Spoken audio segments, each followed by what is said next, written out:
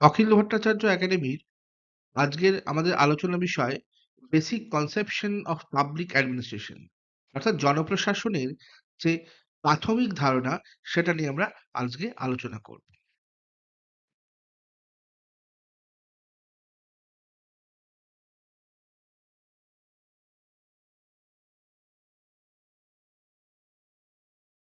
Points cover, অর্থাৎ আজকের public অ্যাডমিনিস্ট্রেশনের তিনটি বিষয়কে নিয়ে আমরা আলোচনা করব। প্রথমত হচ্ছে বেসিক কনসেপ্ট, দ্বিতীয়ত two great systems of public administration, and তৃতীয়ত হলো কি পয়েন্টস।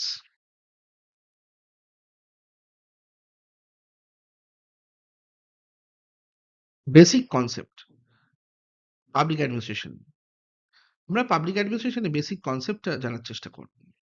এখানে বলা হচ্ছে যে public administration is an action and goal oriented system of organisation. তার মানে পাবলিক অ্যাডমিনিস্ট্রেশন হলো একটি লক্ষ্য নির্ভর এবং কর্ম অভিমুখী একটি ব্যবস্থা।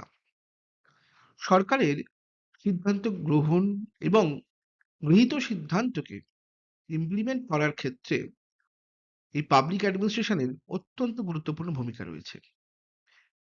এই পাবলিক অ্যাডমিনিস্ট্রেশনকে সরকারের লক্ষ্য পূরণের ক্ষেত্রে একটি ইনস্ট্রুমেন্ট বলা যেতে পারে বা হাতিয়ার বলা যেতে পারে।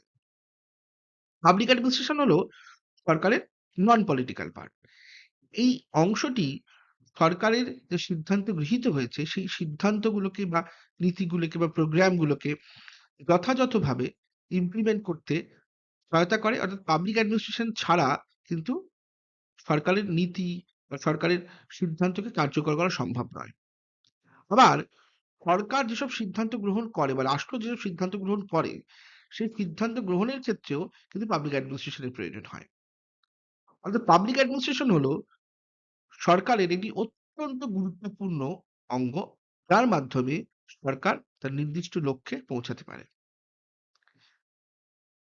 এখানে বলা যেতে পারে যে পাবলিক অ্যাডমিনিস্ট্রেশন কিন্তু নতুন ধারণা নয়। রাষ্ট্র ব্যবস্থা যখন থেকে সৃষ্টি হয়েছে তখন থেকে কিন্তু পাবলিক অ্যাডমিনিস্ট্রেশন কাজ করছে। তবে কিন্তু সেই সময় পাবলিক অ্যাডমিনিস্ট্রেশন বলে কিছু ছিল না।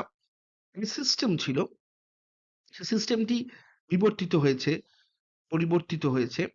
কিন্তু এই পাবলিক অ্যাডমিনিস্ট্রেশনের যে ধারণাটা সেটা কিন্তু খুব নতুন তা বলা যেতে পারে না ধীরগতিতে। তবে আমরা মডার্ন এজে অর্থাৎ মডার্ন ক্যাপিটালিস্ট স্টেটের ক্ষেত্রে আমরা পাবলিক অ্যাডমিনিস্ট্রেশন বলছি। কিন্তু এটা ভেবে দেখা দরকার যে অ্যাডমিনিস্ট্রেশন ব্যবস্থাটা যদি না থাকতো তাহলে আজ থেকে হাজার হাজার বছর আগে যে রাষ্ট্র ব্যবস্থা ছিল সেই রাষ্ট্র ব্যবস্থার কি করে চলতো? অর্থাৎ রাষ্ট্র বা তখনকার যে কর্তৃত্বমূলক সংস্থা ছিল বা অথরিটি ছিল তারা সিদ্ধান্ত গৃহীত হলে সেই সিদ্ধান্তকে কিভাবে ইমপ্লিমেন্ট করতো? তাহলে নিশ্চয়ই একটি অ্যাডমিনিস্ট্রেটিভ ব্যবস্থা ছিল। সেই অ্যাডমিনিস্ট্রেটিভ ব্যবস্থা পরবর্তীকালে আমরা এটাকে পাবলিক অ্যাডমিনিস্ট্রেশন বলছি। এই নিয়ে ঐতিহাসিকরা বিভিন্নভাবে কাজ করেছেন। ভারতবর্ষের কৌটিল্যর কথা বলা যেতে পারে। আমরা জানি চাণক্য, কৌটিল্যের যে অর্থশাস্ত্র সেটা কিন্তু ভারতের প্রাচীন যুগের অর্থাৎ প্রাচীন ভারতের ইন্ডিয়ান স্টেট অ্যাডমিনিস্ট্রেশন এবং স্টেট অ্যাডমিনিস্ট্রেটিভ অর্গানাইজেশনের ক্ষেত্রে এটি অত্যন্ত গুরুত্বপূর্ণ দলিল। এখানে সেই সময় রাষ্ট্র ব্যবস্থার যে কার্যাবলী, রাষ্ট্র ব্যবস্থার কাজের ক্ষেত্রে কারা, কারা দায়িত্ব থাকবে, সিদ্ধান্ত কিভাবে ইমপ্লিমেন্ট হবে, পলিসি কিভাবে নেওয়া হবে, সম্পূর্ণ বিবরণ এখানে পাওয়া যায়। আবার ওয়েস্টার্ন সোসাইটিতে যদি আমরা যাই, সেখানে দেখব অ্যারিস্টটলের পলিটিক্স, আবার ম্যাকিয়াভেলির প্রিন্স। এই প্রত্যেকটি যে কাজ বা এই প্রত্যেকটি গ্রন্থ রয়েছে সেগুলো কিন্তু অত্যন্ত গুরুত্বপূর্ণ পাবলিক অ্যাডমিনিস্ট্রেশনের ক্ষেত্রে। তবে মডার্ন এজে আধুনিক বিশ্বে আমরা মার্কিন যুক্তরাষ্ট্রের প্রাক্তন রাষ্ট্রপতি উড্রো উইলসনের কথা বলি। তার দ্য স্টাডি অফ অ্যাডমিনিস্ট্রেশন যে এসেটা সেটা প্রকাশিত হয় 1887 এ। এবং এই স্টাডি অফ অ্যাডমিনিস্ট্রেশন যে এসেটা সেখানে উনি দেখিয়েছেন যে সরকার এর যে পাবলিক অ্যাডমিনিস্ট্রেশন রয়েছে, এই পাবলিক অ্যাডমিনিস্ট্রেশন কিভাবে নিরপেক্ষ হয়ে কাজ করবে তার ডাইরেকশন উনি করেছেন। অর্থাৎ পলিটিক্যালি না কাজ করে যে নিরপেক্ষভাবে কাজ করার কথা বলছে, এটা সায়েন্টিফিক ওয়েতে কাজ করার কথা বলা হয়েছে। কিন্তু আগের যেগুলো আমরা দেখলাম, আগের সময় সেখানে কিন্তু যে অ্যাডমিনিস্ট্রেশন কাজ করত, সেখানে কিন্তু সেখানে কিন্তু পলিটিক্যাল ইনফ্লুয়েন্স থাকতো। কিন্তু উইজুলসন বলতে চাইছেন যে আ তার স্টাডি অফ অ্যাডমিনিস্ট্রেশন এ যে পাবলিক অ্যাডমিনিস্ট্রেশন কাজ করবে সম্পূর্ণ নিরপেক্ষভাবে, নন পলিটিক্যালি। নন পলিটিক্যালি যদি পাবলিক অ্যাডমিনিস্ট্রেশন কাজ না করে, তাহলে কিন্তু সরকারের যে নীতিগুলো গৃহীত হচ্ছে বা প্রোগ্রামস গুলো রয়েছে, পলিসিস গুলো রয়েছে, ডিসিশনস গুলো রয়েছে, সেগুলো কিন্তু যথাযথভাবে মানুষের কাছে পৌঁছাবে না। এর পাশাপাশি সরকারের যে বিভিন্ন ধরনের যে পলিসিগুলো আমরা দেখি, সেই পলিসিগুলোর নির্দিষ্ট সময়ের মধ্যে ইমপ্লিমেন্ট করতে হয়। তাহলে গোল ওরিয়েন্টেড হতে হবে। এর পাশাপাশি ঠিকভাবে ইমপ্লিমেন্ট করতে হবে, অর্থাৎ অ্যাকশন ওরিয়েন্টেড হতে হবে। তার মানে সরকারি আমলা, সরকারি কর্মচারী যারা রয়েছেন, তারা এই পাবলিক অ্যাডমিনিস্ট্রেশন এ যারা রয়েছেন, তারা তাদেরকে যেমন এফিশিয়েন্ট হতে হবে, তেমন তাদের অ্যাকাউন্টেবিলিটি থাকতে হবে। এবং এদেরকে নিউট্রাল ভাবে, নিরপেক্ষভাবে কাজ করতে হবে। কোন ধরনের পলিটিক্যাল বায়াস হলে চলবে না।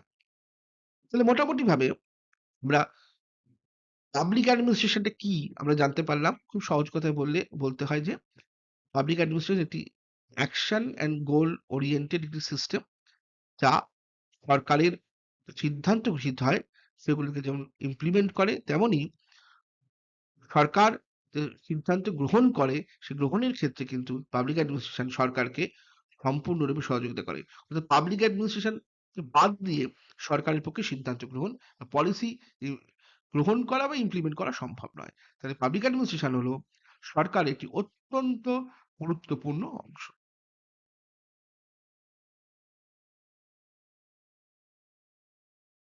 Two great systems of public administration. প্রথমে আমরা ক্লাসিক্যাল ব্যুরোক্রেটিক মডেলটা দেখব।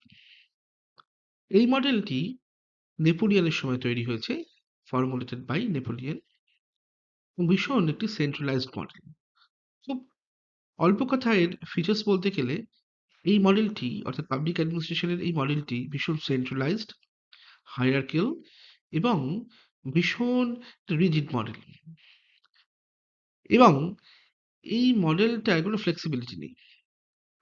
ক্যারেক্টারিস্টিক্স দেখতে গেলে দেখা যাবে যে প্রথমেই বলছে হায়ারার্কি অ্যান্ড সেন্ট্রালাইজেশন। তার মানে এই পাবলিক অ্যাডমিনিস্ট্রেশনের মডেলটি ভীষণ স্তরবিন্যস্ত এবং ভীষণ সেন্ট্রালাইজড, অর্থাৎ ভীষণ কেন্দ্রীয় নিয়ন্ত্রণ রয়েছে। দ্বিতীয়ত, লিগালিস্টিক ফ্রেমওয়ার্ক। লিগালিস্টিক ফ্রেমওয়ার্ক মানে হচ্ছে এই সিস্টেমটা পরিচালিত হতো ভীষণ রকম আইনি ব্যবস্থার মধ্যে দিয়ে।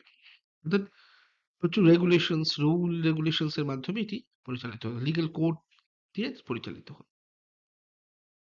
তৃতীয়ত, প্রফেশনাল সিভিল সার্ভিস। অর্থাৎ এই পাবলিক অ্যাডমিনিস্ট্রেশন সিস্টেমে যেসব আমলা, কর্মচারী জড়িত থাকতো, তারা ভীষণ রকম প্রফেশনাল হতো এবং হাইলি ট্রেইনড হতো। সাধারণ মানুষ সাধারণত এই সিস্টেমের সঙ্গে যুক্ত হতে পারতো না এবং সাধারণ মানুষকে এই সিস্টেম থেকে আলাদা রাখা হতো।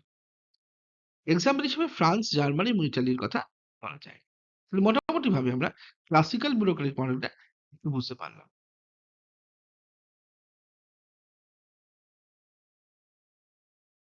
আমরা এবার দ্বিতীয় সিস্টেমটি দেখবো, অ্যাংলো আমেরিকান মডেল। এই মডেলটা প্রথম মডেল থেকে আলাদা।